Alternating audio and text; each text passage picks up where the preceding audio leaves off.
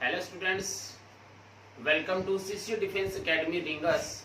आज के इस टॉपिक में हम लोग बात करने वाले हैं एडिशन ऑफ वेक्टर्स कि हम लोग सदिशों का योग कैसे करते हैं, कौन कौन से तरीके हैं हमारे पास जिससे हम वेक्टर्स का योग कर सकते हैं। बहुत ही इंपॉर्टेंट है ये चीज। क्लास 11th की बात करें, क्लास 12th की बात करें या कोई भी न्यूमेरिकल हम सॉल्व करते हैं, उसके अंदर जहां जहां वेक्टर आता है वहां वहां ये रूल काम में आएगा। ओके, तो आज हम स्टार्ट कर लेते हैं addition of vectors. Addition of vectors को हम लोग जो है तीन टाइप से वेक्टर्स को हम जोड़ सकते हैं, जिसमें हम लोग सबसे पहले लो लेने वाले हैं वो है ट्राइंगल लो। क्या है? ट्राइंगल लो। त्रिभुज नियम बोलते हैं इसको, त्रिभुज नियम। दो सदिशों को जोड़ने का त्रिभुज नियम। ठीक है, अब ये नियम क्या है इसको समझना जरूरी है। ठीक है, इसकी हम लोग पूरी थ्योरी नहीं लिखेंगे, हम इसके कंसेप्ट पे बात करने वाले हैं, ध्यान दीजिएगा। इस नियम को पढ़ने से पहले दो बातें आप समझ लें कि एक वेक्टर क्वांटिटी को या किसी वेक्टर को उठा के हम कहीं भी दूसरे स्पेस पे ले जा सकते हैं, बशर्ते उसका मैग्नीट्यूड और उसकी डायरेक्शन चेंज नहीं होनी चाहिए। ये आपको याद होना चाहिए, यानी वेक्टर को हम डिस्प्लेस कर सकते हैं। क्लियर है? उससे उसके ना तो मैग्नीट्यूड पे इफेक्ट पड़ना चाहिए और ना ही उसकी डायरेक्शन पे इफेक्ट पड़ना चाहिए। राइट? देखिए कैसे। सपोज आपके पास एक वेक्टर है ए, दिस इज ए वेक्टर। ये जो ए वेक्टर वो क्या क्या हो सकता है? जितने भी वेक्टर क्वांटिटीज है, चाहे इलेक्ट्रिक फील्ड हो, चाहे फोर्स हो, चाहे वेलोसिटी हो, चाहे एक्सेलरेशन हो, चाहे मोमेंटम हो, कुछ भी जो वेक्टर्स हैं सब के लिए ये रूल लागू होगा। ठीक है, सो दिस इज ए वेक्टर जिसकी डायरेक्शन ये है, जिसका मैग्नीट्यूड ये है। कोई दूसरा वेक्टर है, suppose this is B vector, this is A and this is B vector. ये अपने आप में एक ग्राफिकल मेथड भी हम इसको कहते हैं कि वेक्टर्स को ऐड करने का ग्राफिकल मेथड। ग्राफ के थ्रू हम कैसे सॉल्व कर सकते हैं। So we have A vector A vector and B vector. हमसे कहा गया कि ए और बी को ऐड कीजिए। ए और बी को क्या कीजिए? ऐड कीजिए। अब ऐड जो अगर हम करेंगे, जैसे मान लो ए की वैल्यू 5 थी और बी की वैल्यू 6 थी। अगर दोनों को ऐड करते हैं तो कितना आता है? 11। बट देखो ये मैग्नीट्यूड की बात है। किसकी बात है? मैग्नीट्यूड की। बट ये तो वेक्टर क्वांटिटी है, इसलिए क्या नहीं आएगा? 11 नहीं आएगा। ये चीज समझना जरूरी है कि वो 11 नहीं आएगा, और अगर 11 नहीं आएगा तो क्या आएगा, उसी का ये रूल है। तो वेक्टर को ऐड करना है हमें। चलिए, कौन सा लो पढ़ रहे हैं? ट्राइंगल लो। जैसे अब क्या करना आपको, इस वेक्टर को आपने ऐसे लिखा ए वेक्टर। देखिए इसका मैग्नीट्यूड सेम है, इसकी डायरेक्शन प्लस एक्सिस, इसकी डायरेक्शन प्लस एक्सिस, यानी इसको उठा के आप यहां लेके आ गए, बशर्ते इसका मैग्नीट्यूड और डायरेक्शन चेंज नहीं हुई। अब बी की बात करते हैं। जब बी को हम इस पे ऐड करेंगे तो इस बी को उठा के मैं यहां भी रख सकता हूं और इस बी को उठा के मैं यहां भी रख सकता हूं। ट्राइंगल लो ये कहता है कि इस बी को उठा के आपने यहां रखा, दिस इज बी वेक्टर। मतलब इस बी वेक्टर की जो टेल है वो ए वेक्टर के हेड से आपने जोड़ दी, ऐड कर दी। राइट? अब जोड़ते हैं तो उस वाले केस में इन दोनों का जो रिजल्टेंट आएगा, जिसको हम क्या कहते हैं? परिणामी रिजल्टेंट, वो क्या होगा? वो 11 तो नहीं होगा। राइट? यानी ए और बी का रिजल्टेंट क्या आएगा? तो आंसर है इस ए से इस बी को ऐसे मिला दीजिए, ए से बी को इस प्रकार से आप मिला दीजिए, तो एक आपके पास क्या बन जाएगा? ट्राइंगल बन जाएगा, त्रिभुज बन जाएगा। इसको क्या बोल रहे हैं? सी वेक्टर। ये जो सी वेक्टर है यही क्या है? रिजल्टेंट। यही क्या है? इसका रिजल्टेंट है। राइट? तो हमें ये कहा गया कि जब आप ए वेक्टर को और बी वेक्टर को ऐड करते हो तो रिजल्टेंट हमेशा क्या आएगा? C vector. रिजल्टेंट हमेशा क्या आएगा? सी वेक्टर, जो किसी ट्राइंगल की थर्ड वाली साइड होगी। ट्राइंगल की क्या होगी? थर्ड साइड होगी। राइट? और वो थर्ड साइड में ध्यान देंगे, this is A vector in this direction और दिस इज बी वेक्टर, और सी वेक्टर देखो इसके अपोजिट है। अगर मैं ऐसे कहूं ए बी तो सी ऐसे आना चाहिए, बट सी क्या है? इसके जस्ट अपोजिट। तब जाके हम सी इज इक्वल टू लिख सकते हैं ए प्लस बी। क्या लिख सकते हैं? A plus B. Right. Okay, ये तो बड़ा आसान है, सबको आता भी है, लेकिन इससे दूसरी साइड में चलते हैं जहां से न्यूमेरिकल्स को सॉल्व करना आसान है। देखो कैसे, ये सबको आता है, इसका दूसरा पहलू देखिए। अगर मैं आपसे ये कहूं A vector plus B vector, A vector plus B vector, इसको इधर लाइए, क्या होगा? Minus C vector is equal to 0। A vector plus B vector minus C vector is equal to 0। यानी तीन क्वांटिटीज हैं, ठीक है। इसको ऐसे लिख सकते हैं A plus B vector plus minus C vector is equal to 0। ये इंपॉर्टेंट है। A vector plus B vector plus minus C vector is equal to 0। This minus C vector is what? C vector क्या है? C vector, ये minus C vector C vector का ऋणात्मक सदिश है, opposite negative vector है। क्या है? Negative vector. अच्छा, अगर ये नेगेटिव वेक्टर होता है, इसका ये मतलब हुआ कि ये हमारे पास ए वेक्टर था, ये हमारे पास बी वेक्टर था। तो अगर मैं सी वेक्टर की जगह माइनस सी वेक्टर लिखना चाहूं, यानी ए में बी में माइनस सी वेक्टर को ऐड करना चाहूं, तो ऐड करने का मतलब तो यही हुआ, जैसे ए में बी को ऐड किया आगे तो सी में ऐसे आएगा, this goes here. But direction देखिए इसकी, ये किया मैंने। अब मैं यहां क्या लिखूं? मैं लिखूं माइनस सी वेक्टर, क्योंकि ए, ये जो सी है इसका अपोजिट ये नेगेटिव वेक्टर बनता है, ये हम जानते हैं। तो माइनस सी वेक्टर को ऐड किया गया इसमें ए और बी में, तो देखो यही वाली तो डायग्राम ये कहता है, सही है। तो इसका रिजल्टेंट, इसका क्या? रिजल्टेंट। रिजल्टेंट मतलब क्या हुआ? एक तो ए और बी का रिजल्टेंट क्या होता है? सी। बट सबका रिजल्टेंट पूछे तो सबका रिजल्टेंट जो यहां देख रहे हैं आप, वो क्या आ रहा है? 0। ये क्या आ रहा है? 0। ट्रिकी क्वेश्चन यहीं से पूछे जाते हैं, ट्रिकी क्वेश्चन जो होते हैं वो सब यहीं से पूछे जाते हैं, फटाफट आप आंसर बता सकते, ठीक है। तो ध्यान दीजिएगा, तीन वेक्टर्स हैं और तीनों एक ही ऑर्डर में हैं, ये और ये तीन एक ही ऑर्डर में हो गए। अगर तीनों एक ही ऑर्डर में हैं तो तीनों का एडिशन क्या आएगा? हमेशा 0 आएगा। बट ए, बी और सी सामने से है तो सी रिजल्टेंट होगा, उसको लिखा जाएगा ए प्लस बी। इस चीज को आप अच्छी तरह से समझें। जैसे कुछ एग्जांपल्स के थ्रू में इसको समझाता हूं। मान लीजिए क्वेश्चन हमें ये कहता है कि एक पार्टिकल है, उस पे 3 फोर्स लग रहे हैं। एक पार्टिकल है, क्या है? एक पार्टिकल, उस पार्टिकल पे कितने फोर्स काम कर रहे हैं? ऐसे लिखा गया 3 forces are acting on a particle. कैसे लग रहे हैं? मान लीजिए क्वेश्चन में दिया गया है this is F1, right, this is F2। चलिए इसके बजाय मैं ऐसे लिख लेता हूं, this is F1, F2 and F3। इसका मीनिंग समझाता हूं। कोई पार्टिकल है, कोई भी ब्लॉक है, कोई भी आप ऑब्जेक्ट ले सकते हो, उसके ऊपर मान लो 3 फोर्स लग रहे हैं, F1, F2 और F3। लग कैसे रहे हैं? कुछ इस तरह से लग रहे हैं, कुछ इस तरह से लग रहे हैं, क्वेश्चन कह रहा है। और हमसे पूछा गया कि F नेट, उस पार्टिकल पे नेट फोर्स कितना लग रहा है। तो अगर एक ही ऑर्डर में है, दिस वन और दिस वन, अगर एक ही ऑर्डर में है, इसका मीनिंग क्या हुआ? तो इसका मीनिंग हुआ एक ऑर्डर में क्या करते हैं? सबको ऐड करते हैं और किसके इक्वल कर देते हैं? 0 के इक्वल। तो आप देखेंगे F1 plus F2, F1 plus F2 और plus F3, this is equal to 0। और यही क्या होगा? F net. क्योंकि F नेट का मीनिंग क्या होता है कि सबको आपको वेक्टरली ऐड करना है। तो हमने ग्राफिकल मेथड यूज लेके बहुत आसानी से इसका आंसर बता दिया कि इसका आंसर कितना आएगा? 0। कितना आएगा इसका आंसर? 0। अब इस फोर्स की जगह पे कुछ भी दे देता, कुछ भी, लेकिन वो वेक्टर क्वांटिटी होनी चाहिए थी। एक्सेलरेशन, वेलोसिटी, इलेक्ट्रिक जो है आपका इलेक्ट्रिक फील्ड, कुछ भी देता आपको, बट आपको इसका कॉन्सेप्ट आना चाहिए। क्लियर है?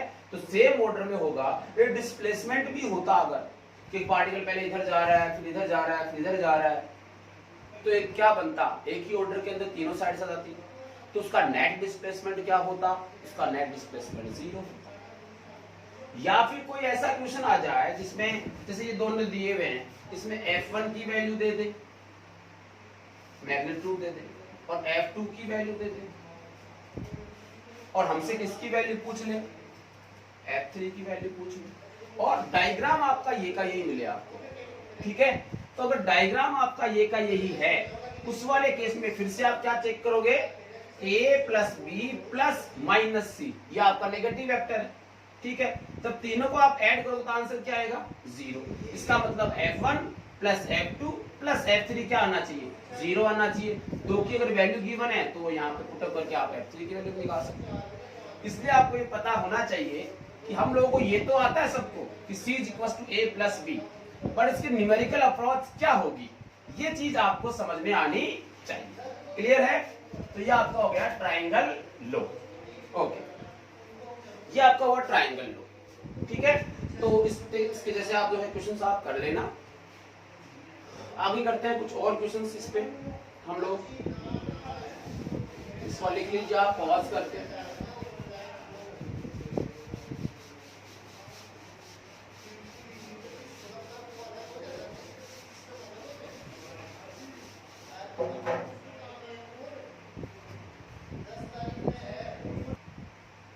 लिख लिया सबने? चलिए, ये तो हो गया किसकी बात, ट्राइंगल और ग्राफिकल मेथड। नंबर टू है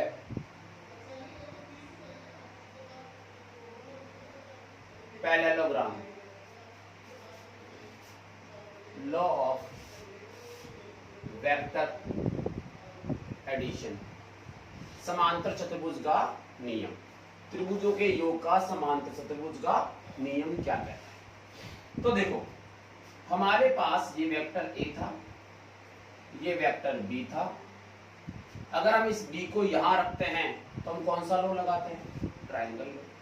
बट अगर उसी वेक्टर को उठा के यहां रख दिया जाए, मतलब ये आपका A वेक्टर और ये आपका B वेक्टर, देखो मैंने इसको यहां से उठा के यहां लगा दिया है, ये आपका B वेक्टर। इनके बीच में कोई ना कोई एंगल होगा, सपोज कितना, थीटा। चाहे गिवन है, यहाँ पे A वेक्टर गिवन है, B वेक्टर गिवन है और एंगल भी गिवन है। एंगल कितना दिया हुआ है, थीटा। किस किस के बीच में, A और B के बीच में थीटा एंगल दिया हुआ है। तो उस वाले केस के अंदर हमसे पूछा गया है फाइंड, इसमें क्या आता है, रिजल्टेंट पूछता है आपसे, रिजल्टेंट वेक्टर, परिणामी सदिश का परिमाण और दिशा बताइए। तो इन दोनों को ऐड करेंगे, रूल कौन सा लगा रहे हैं, पैरेललोग्राम। ये इंपॉर्टेंट इस दृष्टि से है कि इससे हम लोग मैग्नीट्यूड भी निकालेंगे। उस पे हम ग्राफिकल मेथड से डायरेक्ट आंसर निकाल सकते हैं शॉर्ट ट्रिक लगा के, और इसमें हम लोग जो रिजल्टेंट आएगा उसका परिमाण भी निकालेंगे और उसकी डायरेक्शन भी निकालेंगे, राइट? तो देखो कैसे होगा ये। इसके लिए क्या करना पड़ता है, देखो पैरेललोग्राम लोग का पैरेललोग्राम लिखा हुआ है, समांतर त्रिभुज बना दो इसका। आपने क्या किया, इसके जैसा A यहां बना लिया, दिस इज A वेक्टर, और इसके जैसा B यहां बना लिया, दिस इज B वेक्टर। बना सकते हैं सेम टू सेम। अगर ये बनता है तो ये क्या होता है, इसका रिजल्टेंट, जिसको हम R से रिप्रेजेंट करेंगे, R से। चलो मैं इसको लिखता हूं P, इसको लिखता हूं Q, this is P and this is Q। यहां उसमें A भी लिया, इसमें PQ ले लेते हैं। चलो, तो रिजल्टेंट जो आएगा उसको किससे शो किया जाएगा, R वेक्टर से। अच्छा भाई, अब ये रिजल्टेंट कितना होता है, तो रिजल्टेंट का फॉर्मूला लिख लीजिए। ये क्या हो गया, magnitude, this is equal to P square plus Q square plus 2PQ cos theta. P square plus Q square plus 2PQ cos theta. ये इसका क्या ले लोगे, अंडर रूट। तो इसका मैग्नीट्यूड का मीनिंग क्या होता है, ये जो लाइन दिख रही है आपको, इसकी लेंथ, इसका क्या शो करता है, मैग्नीट्यूड। इसकी वैल्यू कितनी आएगी, root P square plus Q square plus 2pq cos of theta, where theta is the angle between p vector and q vector, p vector and q vector. Clear है? चलिए, ये resultant हो गया। जब ये रिजल्टेंट हुआ तो यहां से हम डायरेक्शन भी निकाल सकते हैं। डायरेक्शन किसकी? रिजल्टेंट की direction.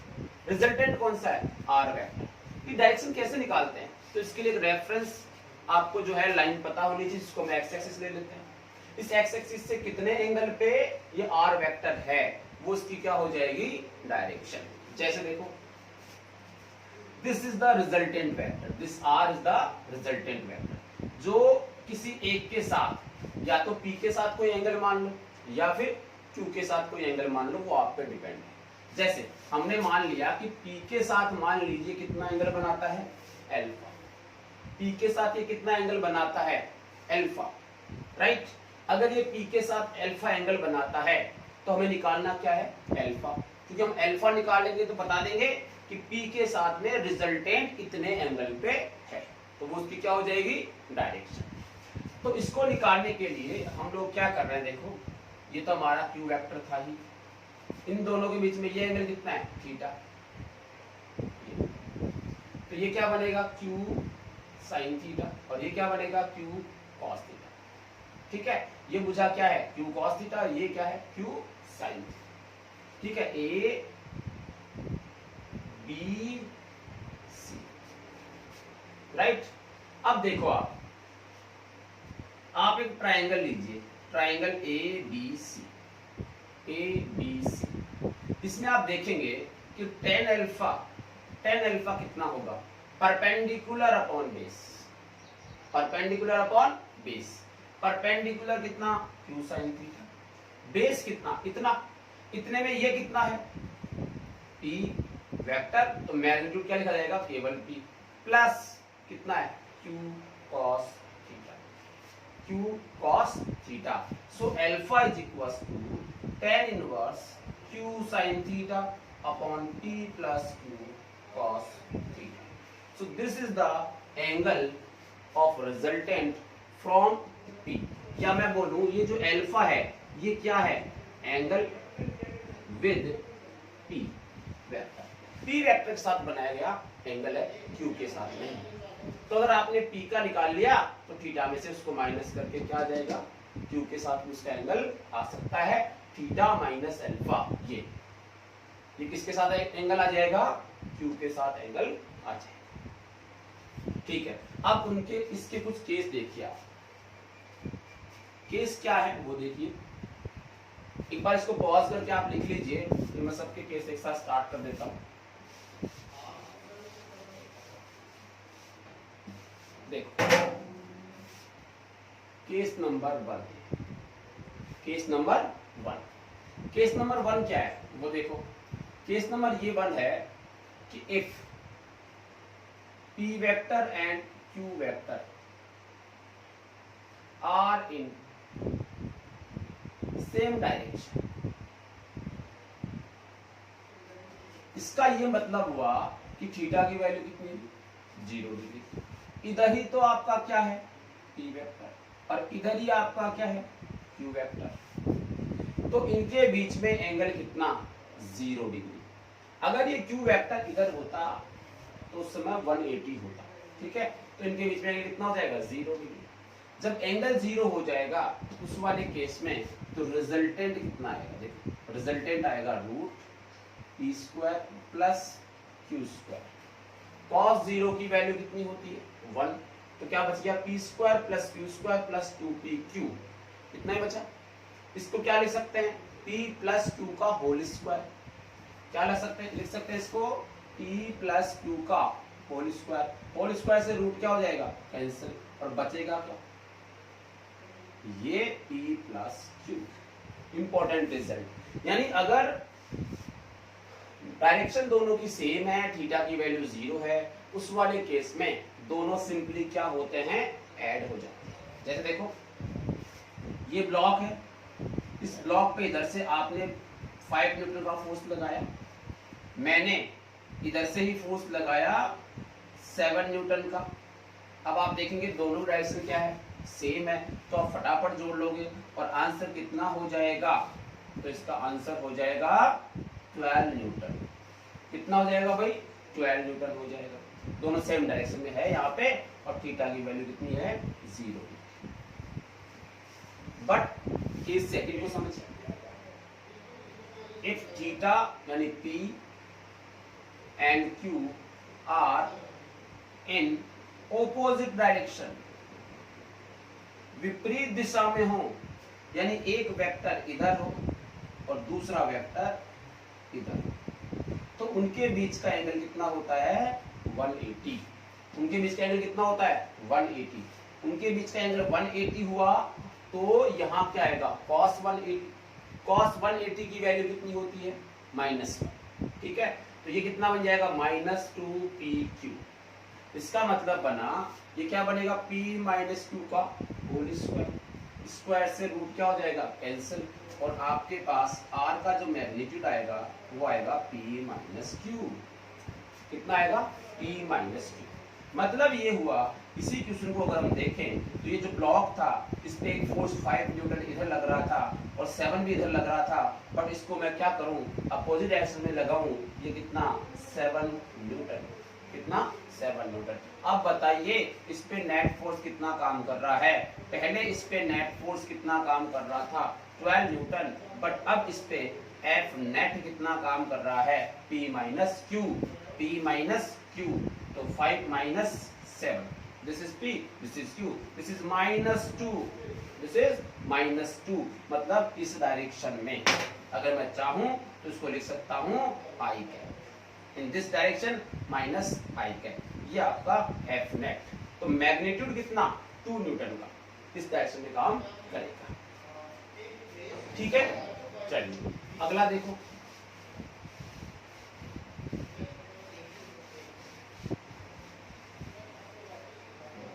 Case number 3. If P and Q are perpendicular, P and Q are perpendicular, यानी ये हुआ कि अगर P वेक्टर ऐसे है, P वेक्टर ऐसे है और Q वेक्टर ऐसे है, उनके बीच के एंगल कितना है, 90। ठीक है, या फिर इसको ऑर्थोगोनल भी बोलते हैं, परपेंडिकुलर भी बोलते हैं, लंबवत भी बोलते हैं। इस केस में आपका जो रिजल्टेंट होगा वो देखो क्या है, cos थीटा, cos 90 की वैल्यू कितनी होती है, 0। मतलब आंसर आया p² + q² का रूट, p² + q² का रूट। ये वही बात है कि this is p, this is q, या मैं यहीं से बात करूं, this is P and this is Q, तो ये क्या बन गया, राइट एंगल ट्राइंगल, समकोण त्रिभुज। और समकोण त्रिभुज की ये वाली भुजा क्या होती है, p² + q²। ये इसका स्क्वायर प्लस इसका स्क्वायर, आधा स्क्वायर प्लस लंब स्क्वायर होके ये रिजल्ट आता है। ठीक है ना, ये इसका रूट, क्योंकि स्क्वायर में होगा तो इधर क्या हो जाएगा, रूट हो जाएगा। ध्यान रखिए 90 होगा तो ये वैल्यू आएगी, 0 होगा तो ये वैल्यू आएगी, और माइनस होगा तो ये वैल्यू आएगी। क्लियर है, ठीक है। अब थोड़ा सा और देख लीजिए, इसको समझिए। इसी को अगर ये ब्लॉक था, इस ब्लॉक पे ये कितना, 5 और ये कितना, 7, तो रिजल्टेंट कितना, 5 का स्क्वायर, 7 का स्क्वायर का रूट, ये इसका क्या आ जाएगा, रिजल्टेंट। सॉरी, 5 का स्क्वायर 25 का स्क्वायर। ठीक है, तो ये आपका क्या आ जाएगा, इसका रिजल्टेंट आ जाएगा कि इतना जो है इसका मान होगा। ठीक है, तो ये 3 कंडीशंस इसकी आपने देख ली, वेक्टर एडिशन। ठीक है, चलिए अब क्या करना है आपको, थीटा की वैल्यू तो और भी हो सकती है, 30 हो सकती है, 60 हो सकती है, जो हमारे पास टेबल है उसकी और भी जैसी वैल्यूज हो सकती है। उसमें कुछ चीजें मैं आपको बताता हूँ और वो आपको डायरेक्ट याद होनी चाहिए, जिससे क्वेश्चन थोड़ा सा फास्ट सॉल्व हो जाएगा। इसको लिख लीजिए आप,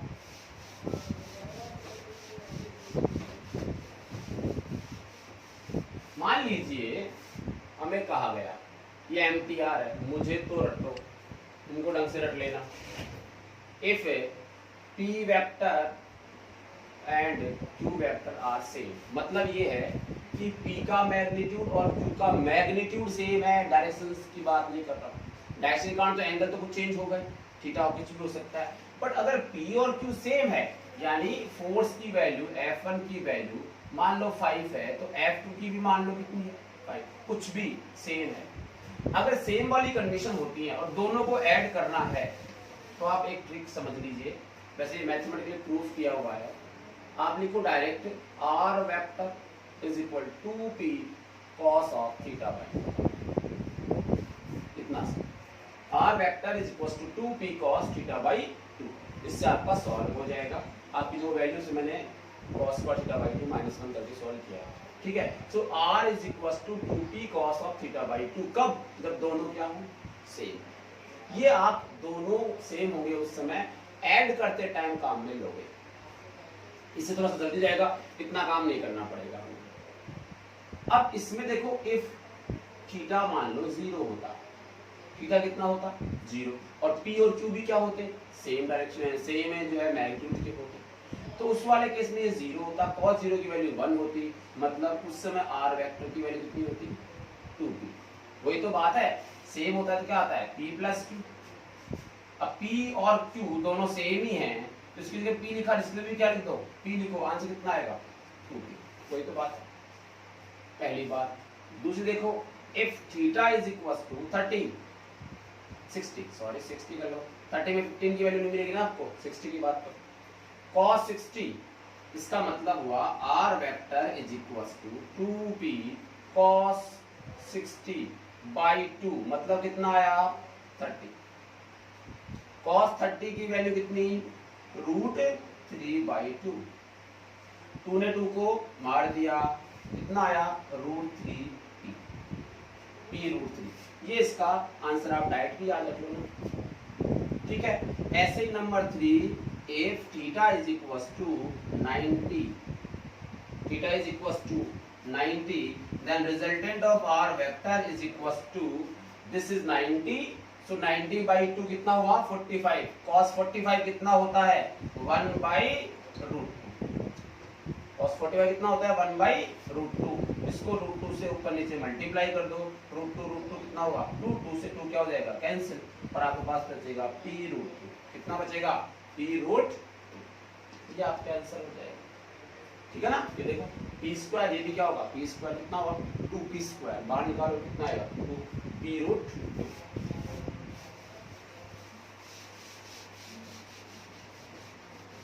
अगला देखिए नंबर 4, if theta is equal to 120, theta is equal to 120 होता और इस केस के अंदर ही होता, तो रिजल्टेंट कितना आता 2p। देखो 120 का मतलब 2 से डिवाइड करेंगे कितना होगा 60, 60 होगा कितना आएगा 2p cos 60, cos 60 कितना होता है 1/2, 1/2 में 2 से 2 क्या होगा कैंसिल, बचेगा क्या p। देखो मतलब अगर 120 का एंगल होता है दोनों के बीच में, उस समय रिजल्टेंट की वैल्यू किसी एक के मैग्नीट्यूड के इक्वल होती है। अगर दोनों के बीच में 120 का एंगल होता है तो रिजल्टेंट की वैल्यू किसी एक के मैग्नीट्यूड के इक्वल होती है। क्लियर है। नंबर 5 देखिए, if theta is equal to 180, theta is equal to 180, then resultant R vector is equal to 2p cos 180, मतलब 2 का डिवाइड करेंगे 90 आएगा, cos 90 की वैल्यू 0, उस समय आंसर कितना आएगा 0 आएगा, ये 0 आएगा। समझ आया, ठीक है ना। तो ये रिजल्ट जो है आप डायरेक्ट याद रख सकते हैं, फटाफट से क्वेश्चन सॉल्व हो जाए। क्लियर है, ठीक है। चलिए नेक्स्ट लेक्चर में हम लोग पढ़ेंगे इनके कुछ न्यूमेरिकल्स करेंगे। नेक्स्ट लेक्चर में केवल इनके क्या करेंगे न्यूमेरिकल सॉल्व करेंगे, जिससे इस कंसेप्ट में क्लैरिटी आए। Okay, thank you.